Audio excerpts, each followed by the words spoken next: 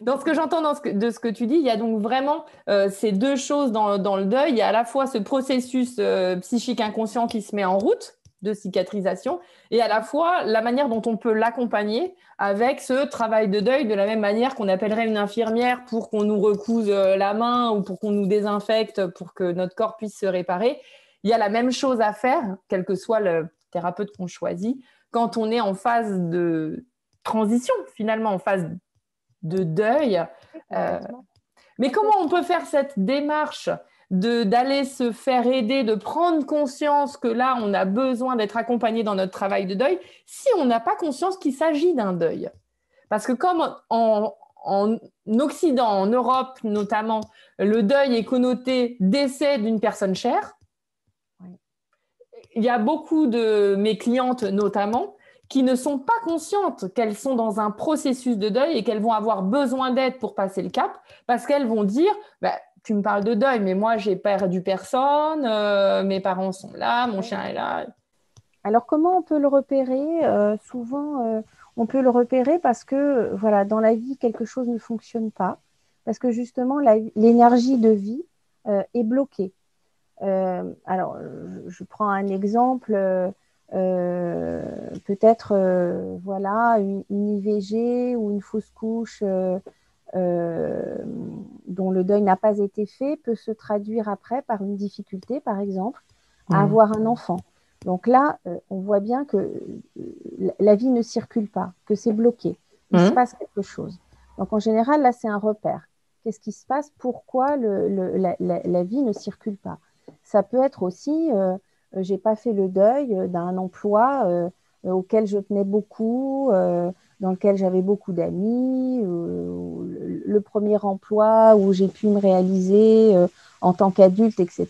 Pouf, la société ferme, met la clé sous la porte, ou je me fais licencier, ou peu importe en fait la raison, ben, je vais peut-être avoir du mal après à m'engager dans un nouveau travail, avec une nouvelle entreprise, avec une nouvelle équipe, auprès d'un nouveau patron. Là, c'est pareil. C'est comme si ça circule plus, Un etc., empêchement, etc. Un un empêchement. empêchement Effectivement, d'aller de l'avant. une relation amoureuse, même chose. Si je ne fais pas le deuil d'un amour, je vais avoir du mal à m'impliquer à nouveau dans une relation. Donc, à chaque fois qu'on sent que une situation est grippée, elle est figée et qu'elle ne se déroule pas de la manière dont elle devrait tout naturellement se dérouler, c'est qu'il se passe quelque chose. Il y a une vibration à l'intérieur de nous qui est active et la kinésiologie peut justement aider à repérer cette vibration-là, à aller identifier ce qu'elle raconte, quand est-ce qu'elle s'est mise en place, quel est le processus, nous on appelle ça le schéma neurologique inconscient bloquant qui est installé, Mmh. de manière à ce une fois voilà, qu'on a évidemment identifié tout ça, à l'aide de nos outils en kinésiologie, on a voilà, des centaines d'équilibrations, hein, à l'aide de nos outils, on puisse désamorcer, déverrouiller, que ce soit dans la structure, au niveau émotionnel, psychique, énergétique, ce qui a pu être engrammé pour laisser la place à un schéma neurologique positif et cette fois conscient, bien sûr. Parce que Mais l'avantage, alors, c'est qu'on peut y installer ce qu'on veut.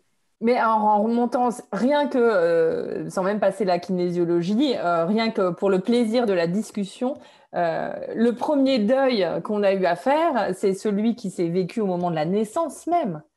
C'est-à-dire que déjà, Oui, changer complètement. d'état à l'accouchement et passer à la respiration avec l'air, de plus être dans la bulle, etc., on a déjà là une empreinte.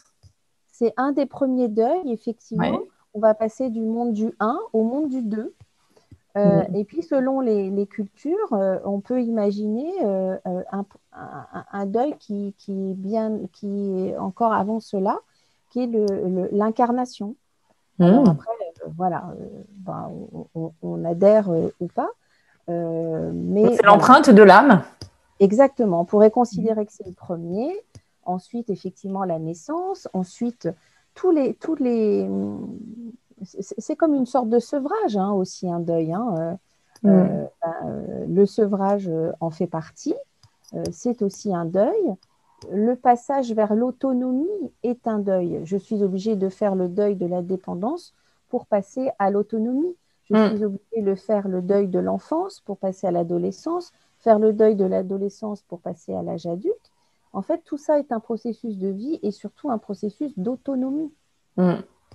Euh, Et l'autonomie, de fait, même quand on regarde le processus que théoriquement, on sait que pour accéder à l'autonomie, on a 4 étapes, comme tu disais, en termes de mots-clés, avec la dépendance, avec la contre-dépendance, avec l'indépendance, l'interdépendance, etc.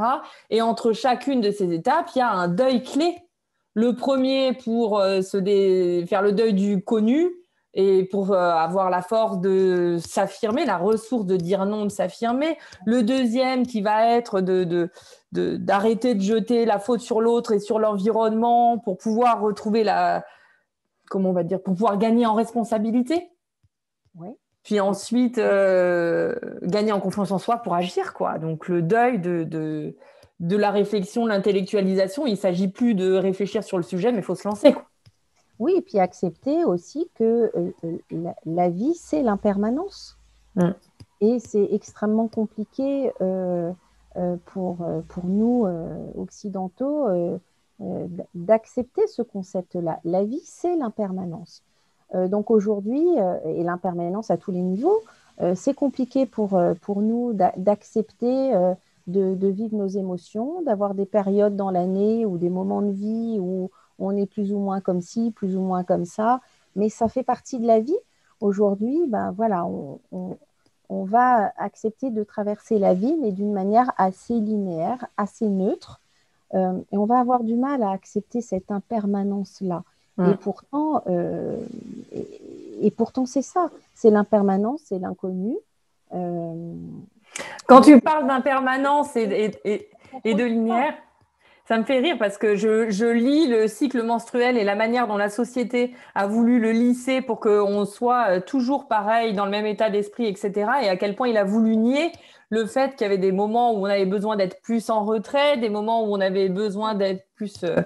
Par exemple, la ménopause, voilà, dans nos sociétés aujourd'hui, on va donner des compléments alimentaires ou autres, voilà, médicamenteux pour permettre, voilà, pour laisser le corps dans le même état ou en tout cas gérer de la même manière. Alors qu'en Amérique du Sud, par exemple, c'est une vraie fête. D'être ménopausée, c'est une nouvelle étape de vie. En fait, la nouvelle femme qui émerge. Donc, c'est vraiment une histoire de perception, véritablement. Et il faut accepter cette impermanence-là qu'est la vie. Et plus on accepte cette impermanence-là, moins on est en résistance et moins les difficultés persistent. Mais si on est en résistance, les choses persistent. Et c'est une phrase que je dis très souvent aux élèves, tout ce qui résiste persiste. Donc, après, le contraire de résistance, c'est pas forcément de se soumettre, hein. Non, non, non. On est d'accord. On est assis dans son fauteuil et on attend que ça se passe. Voilà. Pas du tout. On est véritablement acteur, mais je suis acteur dans ma vie comment? Est-ce que je suis acteur en résistance ou est-ce que je suis acteur d'une manière attentive, positive et je vois ce qui se passe pour saisir les opportunités qui se présentent. Et ça fait partie du deuil, par exemple.